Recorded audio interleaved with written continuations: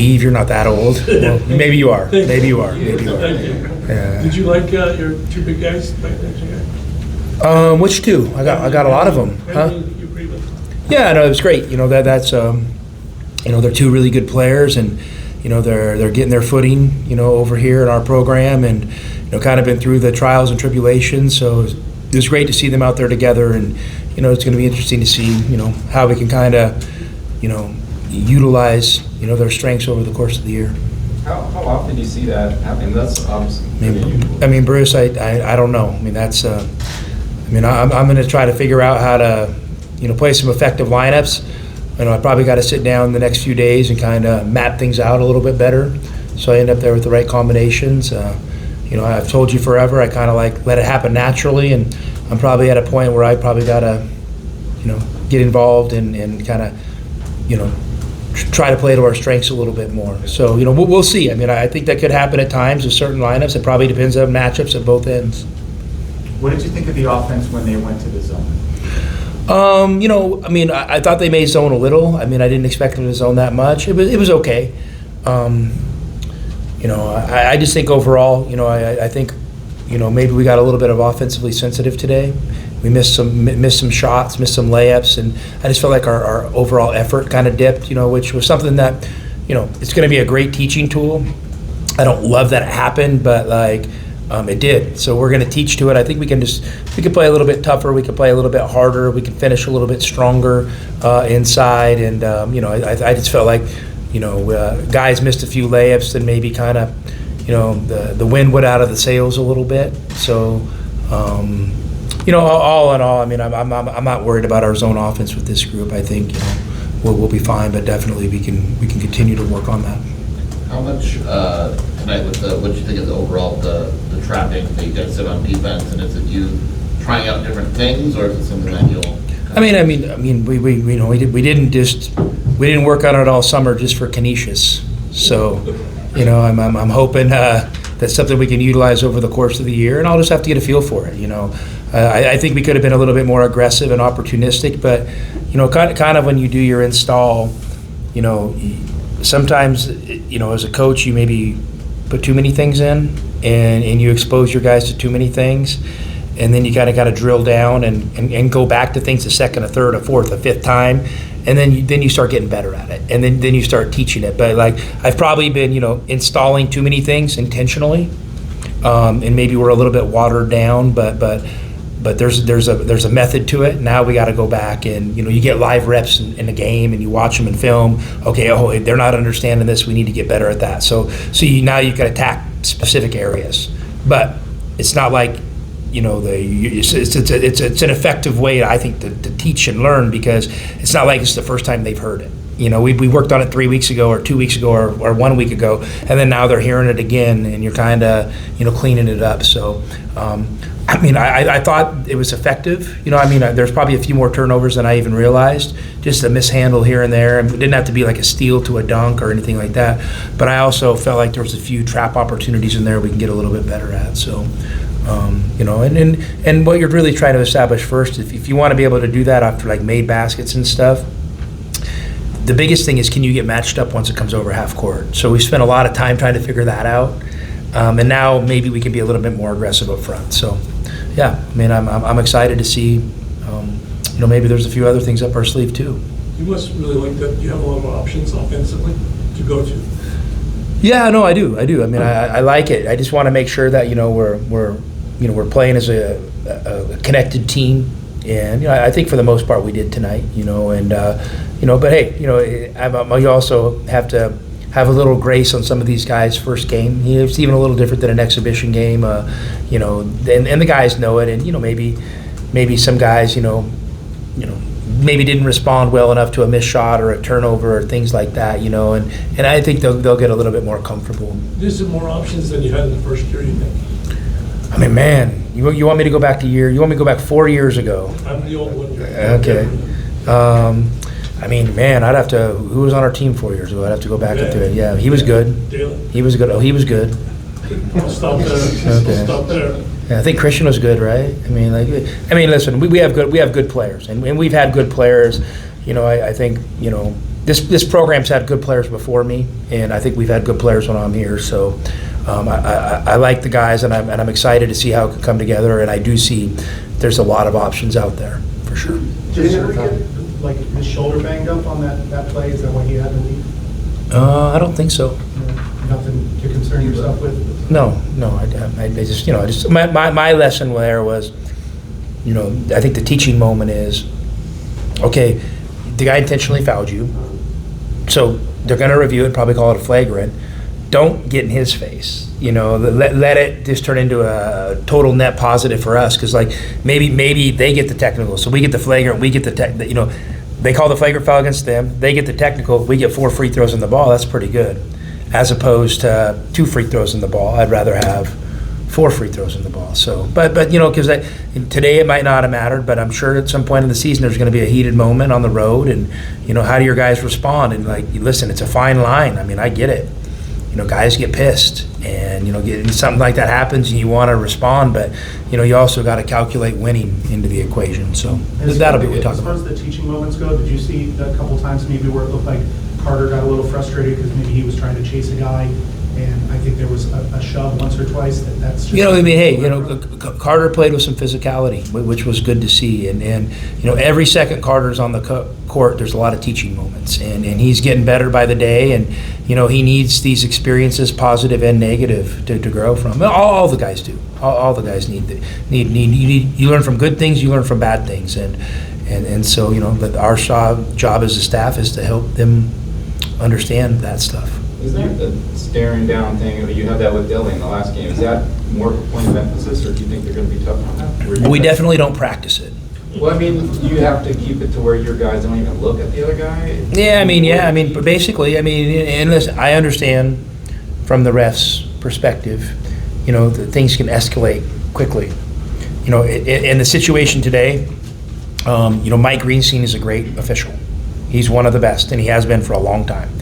My question to him was, had you called the intentional foul initially, do we avoid the face-to-face, and you're on that as an official. You see it, you call it, you separate right away.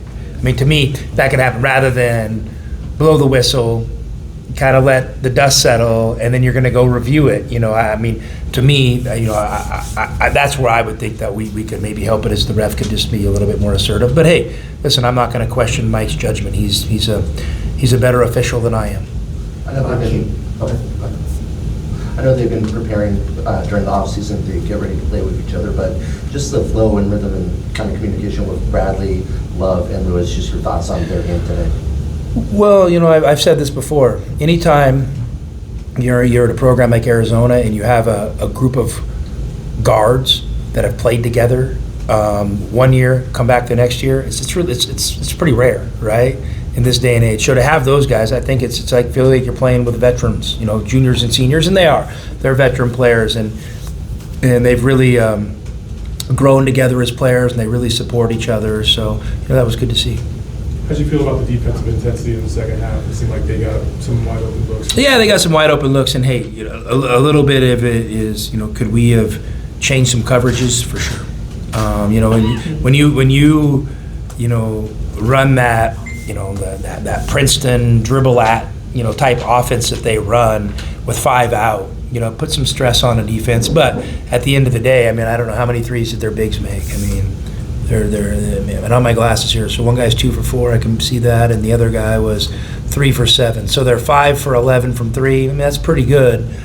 We could do some different stuff for sure to make it easier to cover, but I wanted our guys to figure it out with effort and kind of just awareness on the court. And like I said, I don't know how many times we're going to play 5s that are that dedicated to pick and pop, and if they are, as we get deeper in the season, we'll have a scheme, we'll have a plan.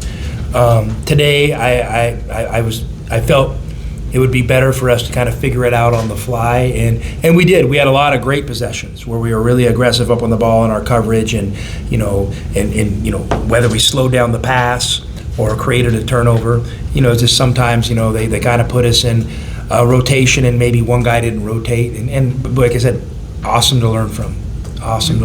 You guys started off really well, obviously 20 to something, 24. JB was talking about how you want them to do that and not let off on the pedal. Yeah. How difficult is that, though? Well, human nature can be powerful, and that second unit coming in, obviously we played 10 guys tonight. A lot of them are new to the program or new to their roles. So, I thought there might be, I wanted to give them a little benefit of the doubt. Hopefully we can come up with a way to kind of mix and mash some of those lineups so, we don't end up there with just a cut and dry, these 5 are in, these 5 are out, and I don't know if we want to do it that way. So, because I think there's a lot of cohesion amongst a lot of lineups. We don't just need to play, Group A and Group B. So I love when we get off to a good start. That doesn't mean by any stretch that 20-4 means you're going to be up 40-8 and then you're going to be up 80-16. That's just not how it works. I wish it did sometimes, but it doesn't. And so we'll have to go back and look at why there was a little bit of a drop off, whether it was effort or execution, and then learn from it. Caleb had 17, led the team, same with 6 assists, no turnovers. Is this kind of an example of what you were hoping for, where he can do that, but also not feel like he's like the number one usage guy and always with the ball? Yeah, I just want Caleb making great basketball plays over and over and over again, and he's really mature, and I thought he looked really good tonight. I love the way he played under control and on balance, and I just thought that. The role he played alongside, Jaden and KJ, it just seems like it felt really good, and the pieces fit together. So,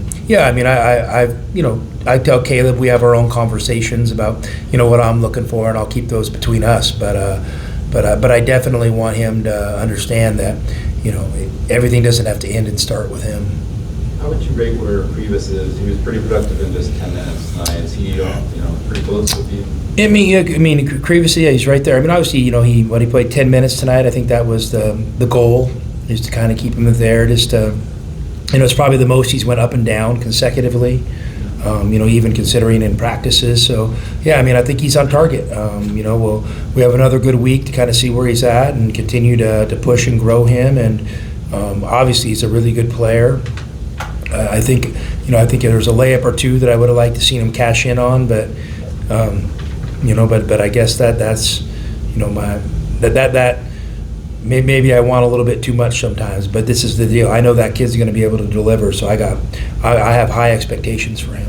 So Justin is there a minutes restriction for the first couple games with him, just because you are? If there was, Bruce, I wouldn't tell you. I'm just going to leave it at that. What do you like about that lineup with him and Henry? That they're just good basketball players with good feel for the game. Obviously, they have great size, but it'll be interesting to see over the course of the season how much we can do that, and maybe it's really effective. So I'm going to keep my eyes on it, and we'll figure out things maybe we can run with them on the court together. But you love the size, and you love just the thing that both of them are comfortable with the ball in their hands, comfortable passing. Both of them impact the game at the rim, at both ends of the floor. How do you feel about their defensive versatility when they're lined up together? I feel good. I feel good. I think, they. Listen. I've been pushing them. I've been pushing Henry to grow there. If Henry wants to play some minutes at the 4, he's got to be versatile. He's got to switch some. We also have to have a plan maybe to protect him some. So, but I feel good, and I'm not going to hold those guys back, because if they want to be the players they want to be, that they're going to have to get some uncomfortable positions and figure some things out. And so, but I feel good that with the schemes we want to use defensively, that they're going to be able to. We're not going to have to limit ourselves based on them. If E-Man was in street clothes, did you guys make a decision? We haven't made a decision. I think we're still talking. That's not an easy decision. Sometimes for young men to make. They've been playing their whole lives and they're excited to be here. And then, but it's my job to kind of help him see reality and think of the big picture a little bit, and also think the big picture for the program as well. Just right now, I'm telling you, he's done a great job. He's made a lot of progress. He just got some guys ahead of him, and but every one of those bigs that are playing now, at some point they had someone ahead of them in the program. That's just kind of how college basketball works. All right, thanks, Coach. Thanks, guys.